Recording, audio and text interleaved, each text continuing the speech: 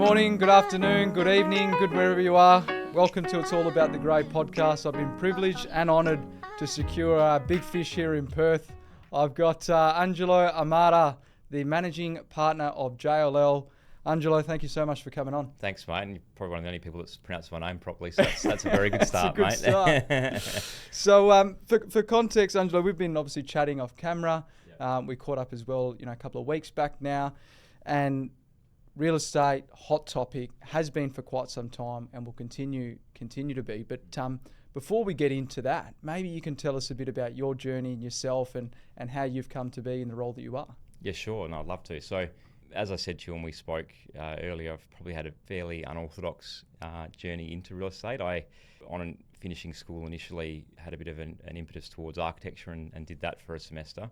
Probably had a bit of an existential crisis early on and sort of decided that probably wasn't my path. Had a couple of years of just sort of working, playing a bit of soccer and, trying to find my way, and went back to uni and then studied a commerce degree.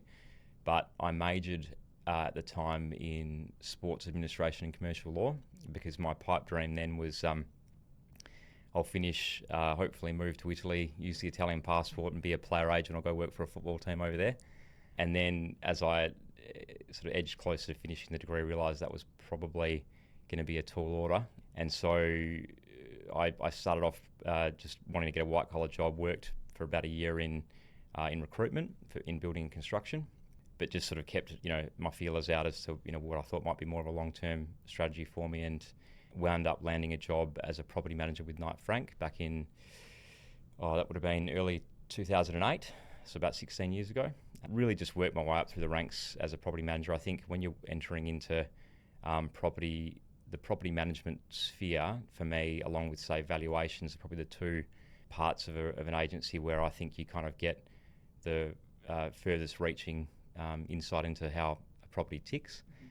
So in my case, that was, in the early days, just a mixed portfolio of industrial, office and retail assets, working with a lot of high net worth local investors. And I found that to be hugely beneficial when you're looking at sort of the clients and the insights you're picking up from them, and kind of learning as a fairly green operative. And for me, sort of all through my 20s, was just trying to be as much of a sponge as I could be with people that I was encountering. And gradually I found, as I worked through into more sophisticated portfolios and clients, that I really enjoyed the people management side. So in addition to some of the portfolio requirements that I was managing, I was also starting to take on more of a team management role. And it culminated in, would have been probably late 2015, I got a call from JLL about an opportunity to run their commercial property management business there. So in early 2016, took on that opportunity, jumped across. From there, just worked my way up through the ranks in the exec team and running that PM business. And then, probably 3 years ago, got the call to have a look at the MD role. It's really just expanding out of that kind of core sector within which I specialise into running the office locally, and have now been doing that for about 3 years. Fantastic. So obviously, as you said yourself, it's been a journey. Yeah. What attracted you when you initially got into the start of your journey? Obviously, white collar recruitment, building and construction. Was it a natural progression into real estate, or it was something that was interesting? I think I've always had a bit of an interest in real estate, and tangentially into building and construction, probably through my old man and just family connections and sort of seeing what Dad did with his investment strategy, which was being an ethnic, was always kind of really geared around bricks and mortar. Took probably a lot of that by osmosis that I didn't really realise at the time. And then I think when I got into it, I just realised this is where I feel comfortable.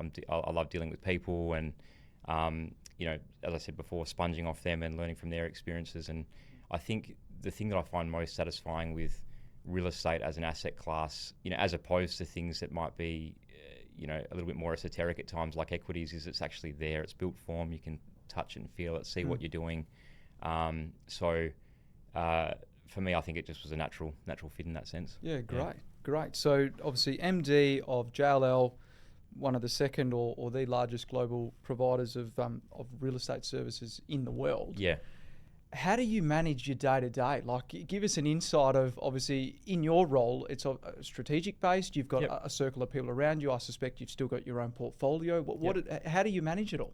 Oh, mate, it differs day to day. It can be you have some days pretty tough. But look, I think it's fair to say that the core stream from which that I've come from, being the property management side, I'm really lucky that I'm surrounded by a core leadership team that kind of allow me to be kind of a bit more off the tools and kind of have the comfort that the team's running very self-sufficiently.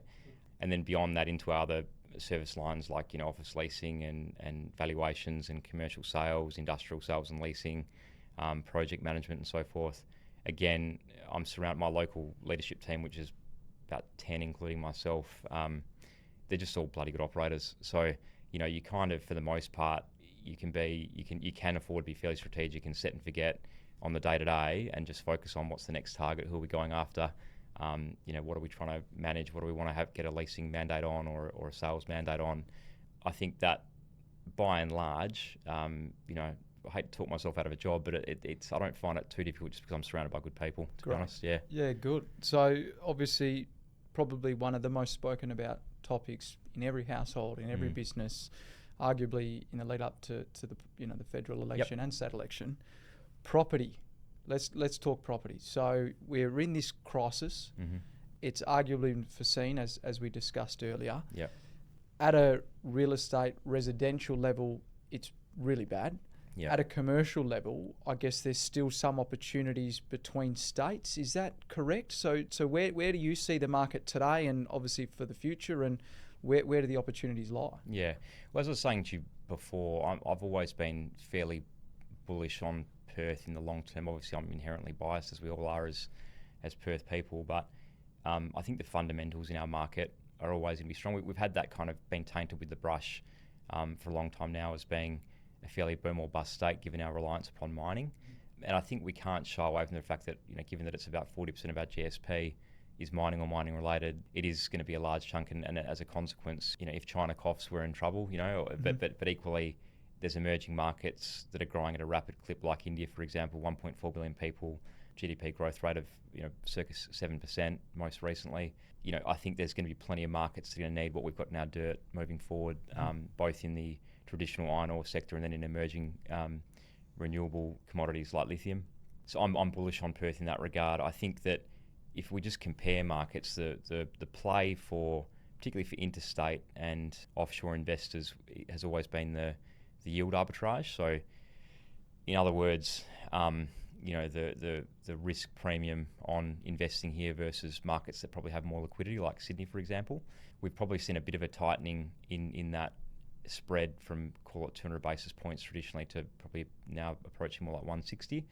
I think as well, we just have to accept that we're probably never going to be the primary investment destination for if an offshore group has a particular weighting towards APAC and then into Australia, for example, within APAC, they're always going to probably see Sydney as a primary investment destination, followed by probably at the moment Brisbane and then Melbourne. So Perth kind of traditionally has always been dominated by the local privates, like another market like Adelaide would be quite similar. But I think as the global monetary policy starts to unwind a bit, and you see that we've seen it with the Fed in that rate cutting cycle, and then I'd say with the RBA soon to follow next year, that you should see more liquidity creep in and hopefully a bit more activity, because we've been, if I just take the office market as the primary kind of bellwether, transactional activity has been soft over the last few years, and particularly in that 100 mil plus space where you really need interstate and offshore capital to run a tight process and get liquidity creeping through. So I'd like to think 25 is probably where things start to unlock a little bit more from a transactional perspective. Having said that, so I'm using office as an example. I mean, retail's been pretty hot. You've seen a number of big transactions, both in WA and nationally. Same for industrial, probably softened a bit, but it has traditionally, in that sort of post-COVID environment, been really strong, particularly in that logistics space, which is really propped up by our strong, migration and population growth numbers. Yeah, I saw recently, I think it was Brett and the team got a big property away in Kewdale. Yeah. Oh, mate, they're having a cracker year, and particularly in that team, what's been interesting, we would ordinarily bank on, because industrial and WA at least is quite interesting in that it's probably one of the only agency teams that cuts across both sales and leasing. In office, for example, you've got office leasing as a distinct team, right? And office or commercial sales as a distinct team. But the spread in industrial between sales and leasing will always sort of bank on 50-50, but it's been heavily weighted towards sales this year with probably a little bit less leasing activity. Okay. Yeah. Great. So obviously a lot of businesses are going through this period of change, I guess. There's the intergenerational wealth transfer that we've never seen ever. Yeah. There's still arguably a lot of tightly held properties, both in resi and commercial. Supply is still a big issue, and as we discussed earlier, it will continue to be an issue. For a business that's coming through, or a young investor, or how do they even break in a market like this? Is it possible? It is, and probably the analogy I would use in this is I remember back when I bought my first property in Vic Park would have been late 07, early 08, just when I was starting kind of embarking on my real estate journey as a career. And I felt really hard done by because I'd missed that kind of trebling and quadrupling of growth that we saw in probably that 03, 05, 06 sort of range with the mining boom. Yeah. And you kind of felt quite despondent entering the market at that point. And then, look, to be frank, there was a good decade plus there where, whilst there was growth, it wasn't supercharged like it has been in the last 2 to 3 years. But probably the advice, again, to draw upon our own ethnic heritage, mate, is just buy and hold. Really, unless you have to sell, don't. But also, don't get too despondent around kind of maybe focusing too much on what a generation prior might have been able to achieve, because there's always opportunity. And if I just use resi, I suppose the easiest way to describe it for most people, my investment strategy has always been pretty simple. I try and buy within a 5k ring of the city. This isn't the only investment thesis, but this is mine. Yeah. Within a 5k ring of the city, the worst house, best street thing always is good for me. That's obviously a cliche, but it's a cliche for a reason.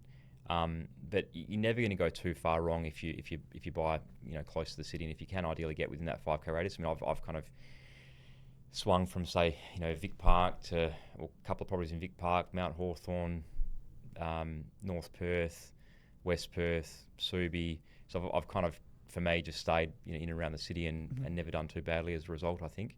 Again, not to suggest there's other strategies that can work, but I've always just been one to look at what's got amenity around it, what's going to give free and easy access into the city for working, and it's always probably served me pretty well.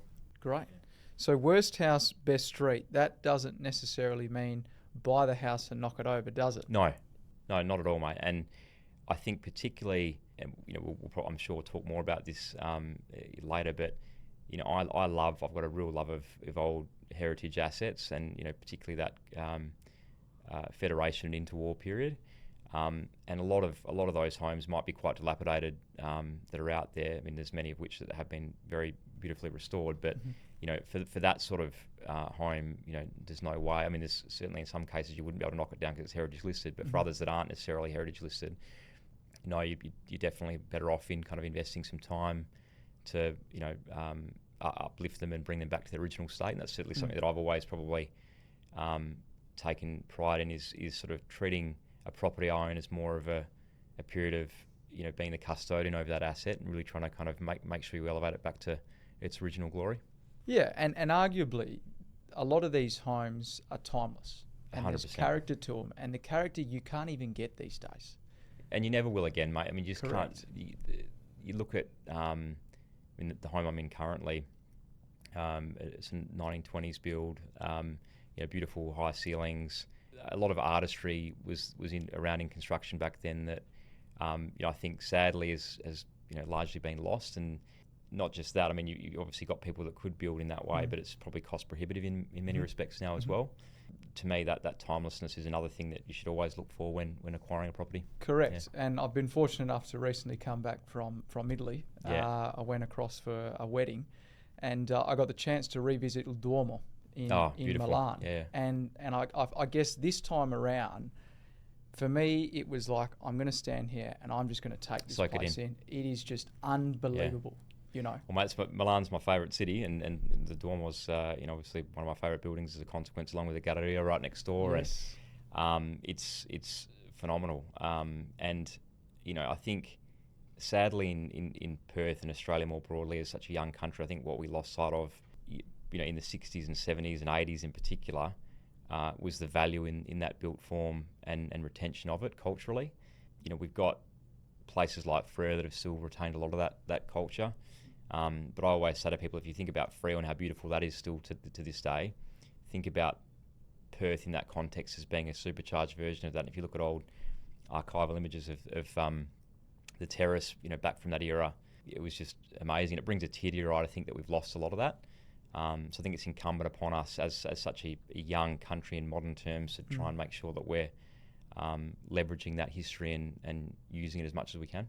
Correct. And I guess we go through this evolving economy, evolving life, and there's this consistent, it's high density living, tall buildings, you need amenities downstairs, etc., etc. I feel the Australian dream really hasn't changed, which is a big property where you can have people around, you can cook a barbie, you can kick a footy at the back. And I agree with you. I think we're now led to believe that having a 300 square metre block of land is the norm. Yeah. It's not. It's not. Yeah. And where there is heritage, we do need to retain it. Yeah. And I think some of the conceptual designs that are coming out of Development WA, they are starting to incorporate them. I know that there's the new facility they've built there in Cottesloe on the beach, the aged care facility, and they've kept and retained that heritage piece in the middle, and then they've built the amenities around it. Yeah. That's what we need. We need to do more of that. And my question probably is, why? Why are we not? Mate, I could probably speak for hours. And I mean, it's multifaceted. Again, if I take the CBD as an example, and if I even hone in more than just the CBD, if you take the Hay and Murray Street malls, right, particularly the Hay Street Mall, which has a lot of these beautiful old buildings in it, as the city's evolved and as that mall evolved as a shopping destination, a lot of the value, the inherent value in that mall area was in the ground plane retail, right? So where you've got all your shops, which there's a fairly high vacancy factor in the Hay Street Mall at the moment, but obviously you've got shops lining that street. But if you look up, which most people don't when they're walking through the mall, you've got uninhabited second and third floors in many instances that are beautiful old buildings. I've had the privilege of going through many of them. Unfortunately, given the attribution of value to that ground plane and the difficulty in kind of leveraging the upper floors from an access perspective, a lot of them might be riddled with asbestos. There's also the reality that a lot of those assets is probably still tightly held by high net worth investors. There is some institutional investment in the malls, but mostly high net worth investors. Unlocking capital to upgrade them can be challenging. But I also think the opportunity there is, and it's kind of, it requires more engagement at probably a state and local government level. But there is programs like heritage restoration grants and so forth that can help. But I do think that another good analogy that I look at that's similar but different. Post mining boom, we had a real shortage of hotel accommodation in Perth, and it was what we had was quite poor quality, right? And I remember stories of like to try and get a room in the Hyatt down on Adelaide Terrace. Back during the mining boom, you could be paying $700-800 a night sometimes, right? So just crazy. And then plot ratio concessions were introduced for developers that would build hotels on sites. And what did you see? Obviously, an abundance of hotel accommodation popped up over probably a 5 or 6 year span, to the extent that we've now probably got the best hotels in Australia. So for me, that's probably too simplistic an analogy to use in totality to say that plot ratio concessions would help. But what you're doing in essence by undertaking programs like that is completely adjusting the ROI possibilities on a property. And for example, if for argument's sake you introduce that, even if an investor themselves that can't afford to develop to the extent that the plot ratio concessions will allow for particular uses, it then becomes a commodity that you can then go and sell on, right? So for another party that can do that, off they go. Okay. But I just think for me, we should have down the Hay Street Mall, beautiful loft apartments and introduced a whole bunch of different use cases to try and attract people back in, because we used to have the city as a primary shopping destination pre-advent of suburban shopping centres, but we're never going to win back that shopper or that customer. Yeah. So you've got to look at how you can reposition the city, and for me, if you look at any global city worth its salt, it's got a significant residential population in its core. We've got residential population down in East Perth, and a smattering of it, back up through the core, but not enough in my view. Right. There's challenges around that, like parking, for example. If you were putting apartments down the mall, you've got obviously access issues. You probably can't just create parking out of nothing there.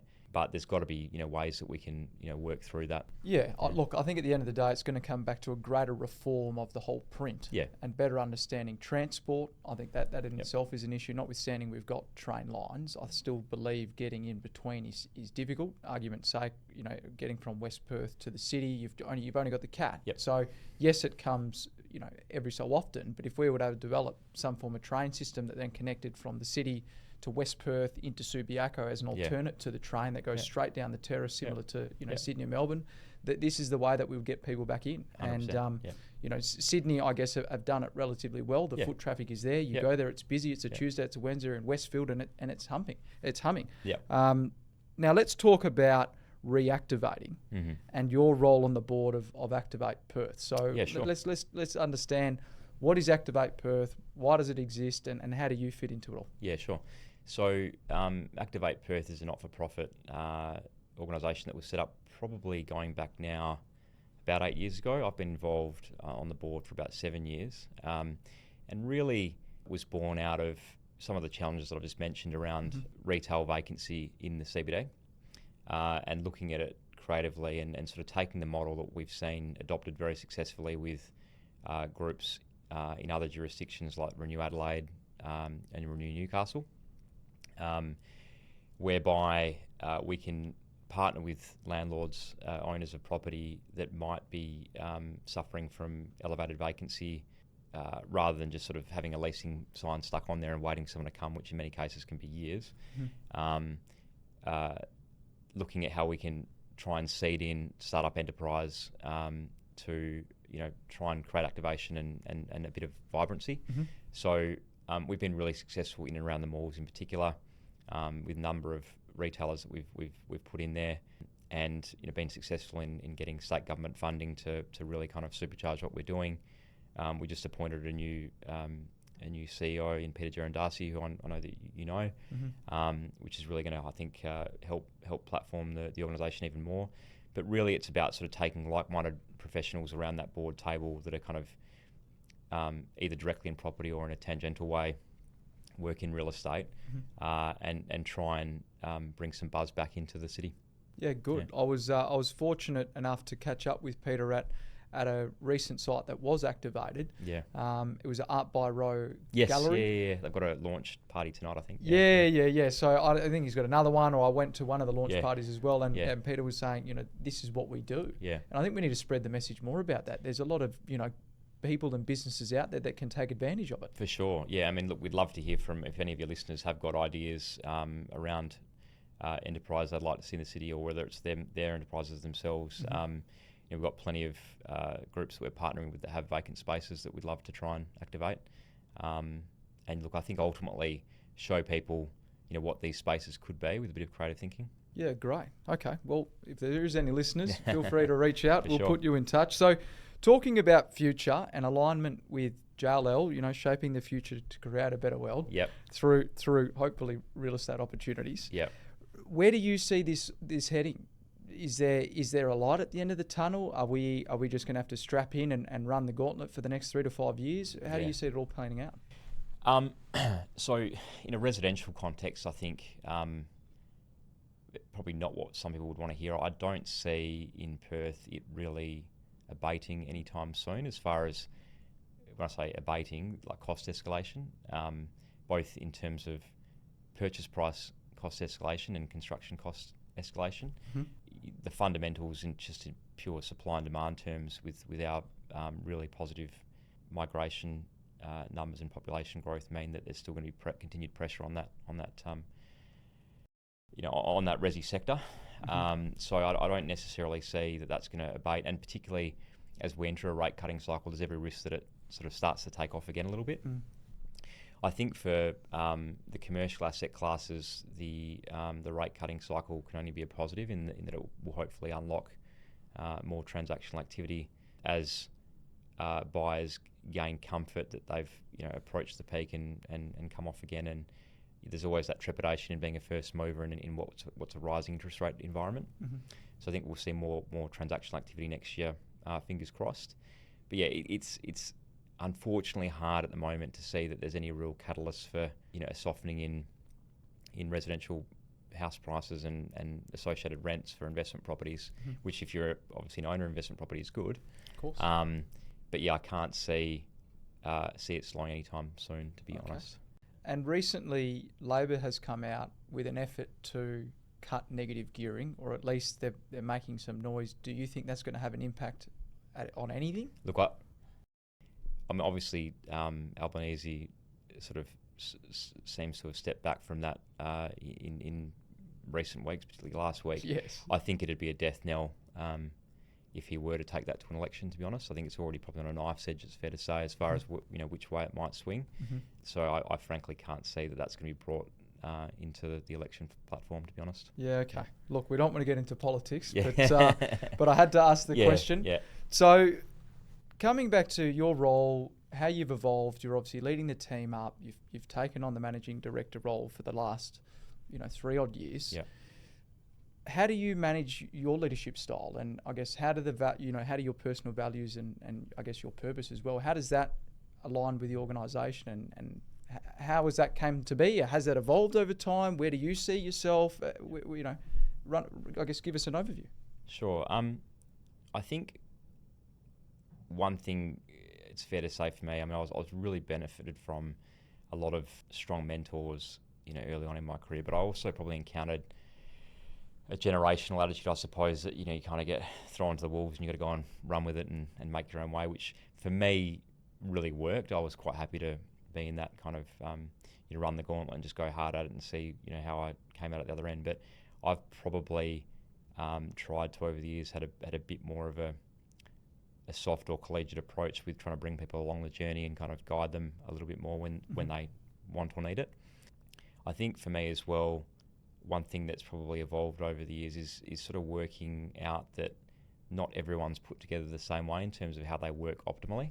So, for me, I'm probably fairly old school. I like to, get into work early and just sort of smash it out. And that's probably been driven by a lot of the successful people I've seen around me over the years. But, I know others that are very successful at work in almost a bit more of a sporadic fashion, get in there and like they've got, a hyper focus for a period and then they're out and doing other things and that's also fine.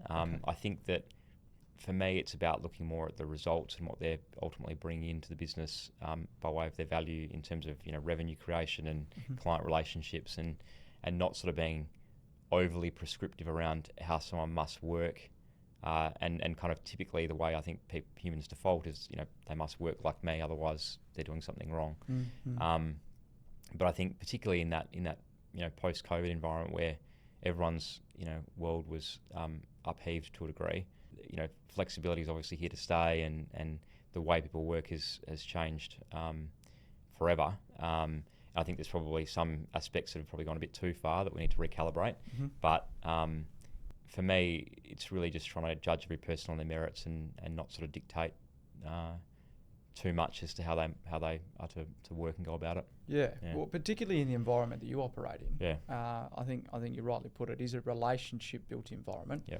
And getting a transaction across the line, sometimes it's an emotional purchase or an emotional sale. 100%. And you need to go on the journey with clients. Yeah. And if you've got this dictatorship that you're, orchestrating in the office, people don't get to have that freedom. No, correct. And it's also fair to say in a business like ours that, has very disparate personality types based on the core discipline that they're focusing on, whether it be sales or leasing or more operational roles like, property management, facilities management. We're not a homogenous group of people in terms of the way we're all put together, so you can't really shoehorn everyone. You can have like an overarching culture that you're trying to set, which I think we have, but you can't expect that everyone's going to work in the same way. Or if you do try and pigeonhole them, then you're not going to get the best out result. of them. Yeah. So, again, I am jumping and changing because things are just going mate, through. That's fine. So, go for it. Yeah. So when we talk about commercial property portfolios, Yep. and we talk about different asset classes and pools, and I guess because at the end of the day, it's important about creating a rent roll rather than looking for the silver bullet and buying something that's going to go up in perpetuity, have fixed rate increases. I feel that the local shopping centres are starting to come back. Now, you're transacting probably at a larger level, but the local shopping centres with 4 or 5 tenants, closely held, what's your views on looking at opportunities like that? Well, mate, I mean, that's you're spot on. So that what we call like a neighbourhood centre, that's its tenancy mix is typically going to be, more of that non-discretionary spend. They're pretty bulletproof, right?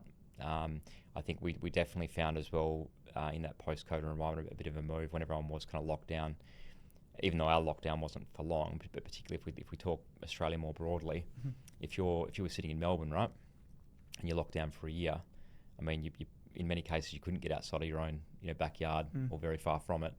So those non-discretionary local centres were bulletproof, as an asset class. So I think they're very highly coveted and tightly held as a result. Yeah, okay. So then I guess if an opportunity is to come up for any asset class or pool, it's critical to probably find the right foundational asset to then go on that build. Is that probably a fair statement, the age-old of start?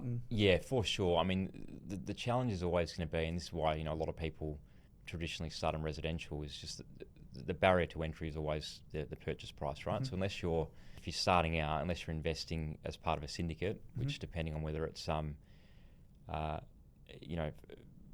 open it is, and what the parameters are. The parameters are around opening investment levels. I mean, some of them you might get in with 50k, some of them you might have to have a start at half a brick. But so you're not necessarily having to go out in there and buy a centre in your own right. But I think for me, if you're wanting to get exposure in a balanced fashion, a lot of those syndication groups that have got diversified funds that might have a bundle of office, retail, and industrial, locally, or they might have a focus on, for example, large format retail across Australia. They're a good place to start. Okay. But it's really about kind of, I think there's no one answer. I mean, it's what asset class do you have conviction in and why, and just interrogate that. Speak to as many people that you can, experts in that field. And go from there, really. Yeah. And I think the syndication idea, I still feel is well and truly alive, except for the fact we're not necessarily exposed to it. Yeah. I know that, again, we don't sit here and put advice together about property syndications, but I know the whole idea of getting into a syndicate, you become one of the anchor tenants, you find 3 or other tenants, you then effectively through your own means can afford to pay rents, which justifies some of the property values, and then you can then use that property to then go and leverage to get into the next. That's still a thing, right? People are still doing that. Absolutely. I mean, that's how a lot of these groups build their rent rolls and assets under management. And over the years, there's been very successful examples of that locally. I mean, a good one that I always think to is Prime West, that is now absorbed into the Centuria platform. But 3 local high net worths that came together and were incredibly successful over a period of probably 20 odd years in building a book, and obviously the end point of which was selling into a big national platform. But I mean, there's always opportunities in that space, and I think as groups kind of elevate, what that creates is opportunities down at that kind of lower, call it that's $5 to $10 million range of per asset as they kind of start to raise up the grade as well. So there's always opportunities in that space for astute investors. Yeah, good. Okay, so Angelo, you've been fantastic, and you've shared some really valuable insight, tips and tricks, and hopefully everyone's going to get something away from it. I definitely have. I think I've definitely taken away, obviously, first and foremost, Activate Perth, huge opportunity. Yep. And it's fantastic that you're on the board and doing your bit there. The importance of looking at heritage homes, not just sitting there and buying as I call it, the Palazzo Versace on the street. We don't, that's a future home. When you've probably got the grandkids, you go and buy the big house. But in order to leverage, you need to start. And heritage is one of those things that is limitless or timeless. There's always an opportunity. It's always going to maintain its value. And the yield arbitrage between states, if you have that opportunity to be exposed. Yeah, I mean, that's always going to be, the benefit of a market like Perth. Obviously, it comes with liquidity challenges as well, hence the risk premium that's applied. But I think this is where, particularly those local Perth groups always tend to do well. If you're living and breathing that market day to day, and you've got conviction in the fundamentals of the economy, then there's always money to be made. Fantastic, great. And Angelo, in closing, where can people find you? You got a LinkedIn? Yeah, or so I'm on LinkedIn, fairly active on there. And probably that's the easiest way to start. I mean, if anyone wanted to reach out on email, it's angelo.amara@jll.com. Fantastic. So, yeah, either of those two channels is probably a good place to start. Great. Well, thank you so much for your time. I know Pleasure. you're a busy man. And hopefully, as I said, all the listeners have taken away something from this. I definitely have. And hopefully this will be the start and potentially, get you on in future again. Love to, mate. Awesome. Thank you. Thank you Cheers. so much. Thanks. Thank you.